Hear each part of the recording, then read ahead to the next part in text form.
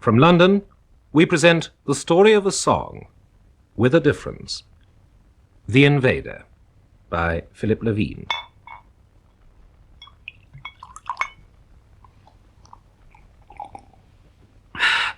Oh, God, I needed that. Forgive me, I must catch my breath. That's better. I've just killed a man. Yes, you heard right, killed a man. I didn't want to do it, I had to. Tell me, have you ever been followed? Had someone living perpetually in your shadow? What if someone invaded your mind?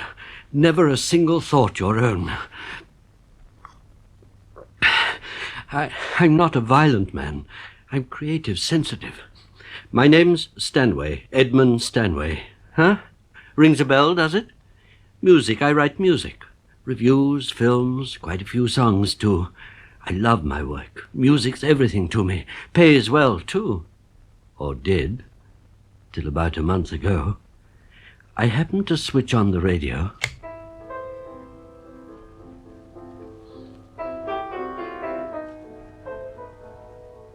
As I stood there listening, I couldn't believe my ears. That tune, I'd written it about a fortnight previous. The manuscript was still lying on my piano. I hadn't done the final arrangement. No one had seen it or heard it, not even my publisher. Yet it was the same, note for note.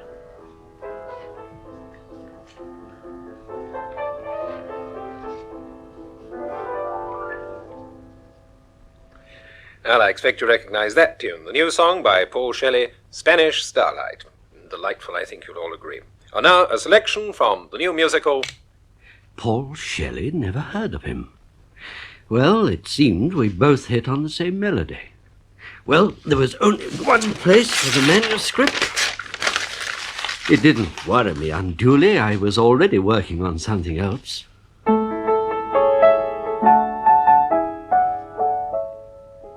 A number for the San Remo Song Festival. If my publisher liked it, then he'd find a lyric writer. Yes, it was coming along fine. So I thought I'd drop by and play it over to him. Stanway, hello. Come on in. Oh, how are you, Mr. Hanley? Oh, fine. Piano's all yours.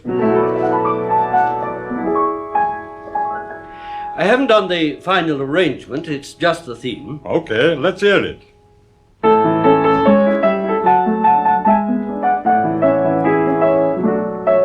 Hold it a second, would you?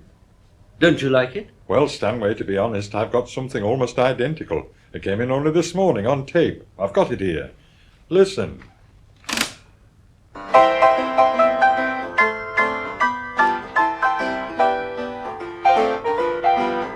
Tune's the same, isn't it? Yes. Well, these things happen. I'm sorry, Stanway, but I've already agreed on terms, and the lyrics being written. Paul Shelley. Shelley? You know, Spanish Starlight, a big hit. Well, not to worry, Stanway. After all, how many notes are there in a scale? Well, as Hanley said, how many notes are there in a scale? Just one of those odd coincidences. At least that's what I thought until... About a week ago, I completed a couple more pieces. So I dropped by to see Hanley again. He'd someone with him, so I had to wait. Suddenly I heard the piano from Hanley's office. But the music was identical to the manuscript I had in my hand. As I followed it note by note, I thought I was going to pass out. You feeling all right, Mr. Stanway? You're looking awfully pale. I have a bit of a headache, that's all. A nice tune, isn't it? The one he's playing, Paul Shelley. Paul Shelley, did you say? Well, it's only his pen name. Oh, excuse me. Yes, Mr. Hanley, I'll bring the contract in right away. Pardon me, Mr. Stanway. As Millie went into the office, I caught a brief glimpse of a man by the piano. He was tall and fair and couldn't have been more than 30. If Shelley was only a pen name, I wondered what his real name was. I was alone, so I looked through the file on Millie's desk. There was no other name on the card, just a telephone number. Quickly, I made a note of it, then I left the office. There was little point in seeing Hanley now. I spent the next few hours trying to find some explanation. Finally, I picked up the telephone and dialed the number I'd taken from Hanley's file.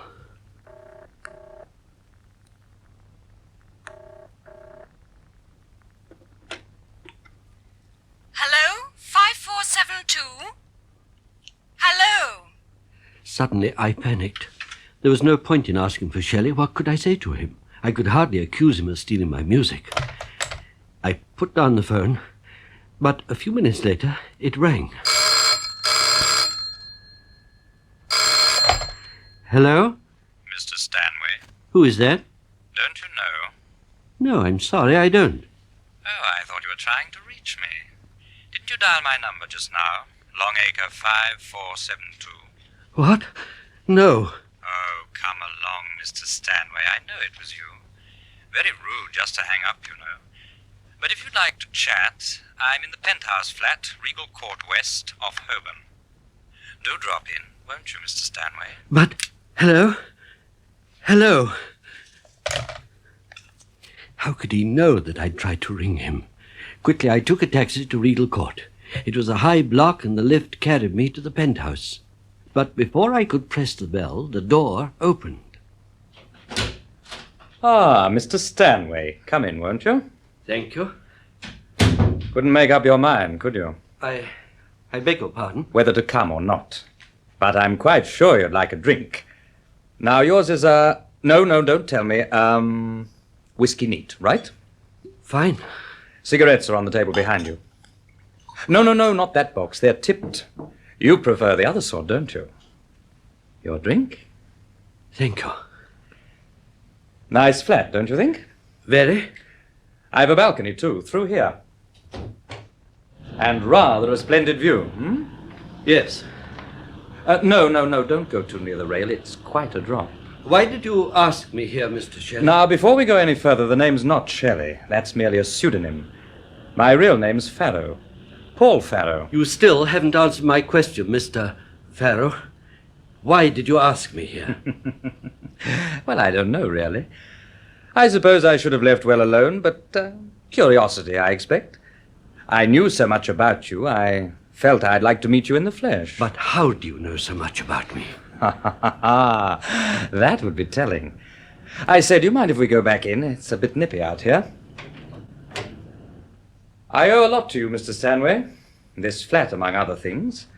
Those royalties certainly mount up, don't they? Oh, I say, do help yourself to another drink. Your glass is on the piano. As I picked up my glass, I noticed a manuscript. The tune was identical to the one I'd been working on that morning. I was so shaken I dropped my glass. Farrow turned and smiled as though he knew the reason. I grabbed my coat and got out of the building as quickly as I could. Was it possible that Farrow could read my thoughts, steal them? For days I couldn't work. I sat for hours just tinkering with the keys.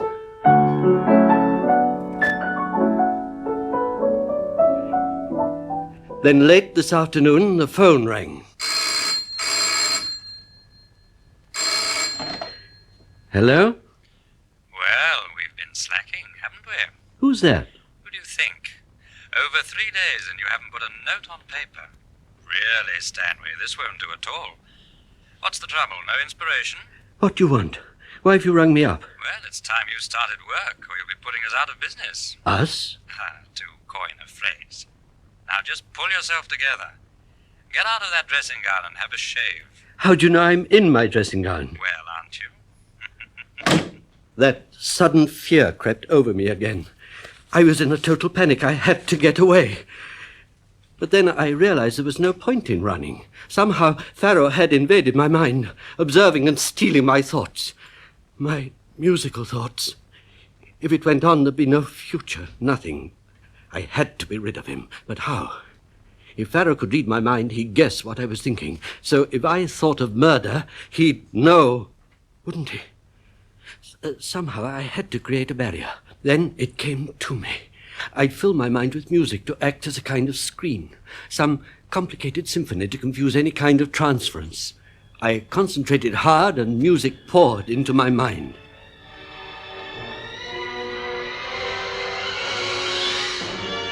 Yes, that was fine. complex, elaborate, confusing, the perfect barrier. Now I could think and think freely. My plan was very simple. No one knew that I'd met Pharaoh. I'd call on him, be perfectly friendly, and somehow maneuver him onto the balcony. Then a quick push over the low rail.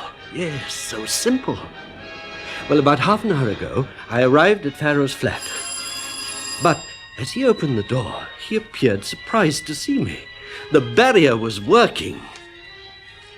Pharaoh, I'd like to talk to you. Come in, but you'll have to make it snappy. I'm going out. You won't mind if I just slip on a jacket and tie. Shan't keep you long. As Pharaoh went into the bedroom, I opened the door to the balcony. As I did so, the phone rang. Almost involuntarily, I grabbed at the receiver. Paul? Paul? Are you there? Paul, can you hear me? Paul! Quietly, I put back the phone, but cunningly left it off the hook. I didn't want any further interruptions. Pharaoh returned a moment later. I say, was that the phone? No, I didn't hear anything. It's a glorious evening, isn't it? You're lucky to have this balcony. Yes, nice clear night, isn't it? Right, Stanway, what do you want? Just wondered how you do it, Pharaoh. Steal my music. Telepathy, is it? I wouldn't know.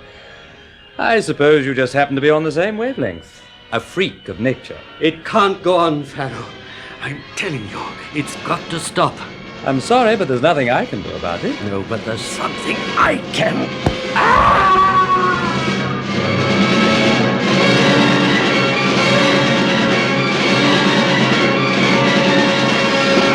You see, as I said, it was so simple.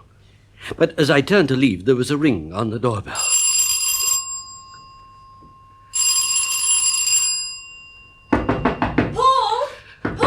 Quickly, I climbed the small metal ladder to the roof. There was a fire escape leading to a side street.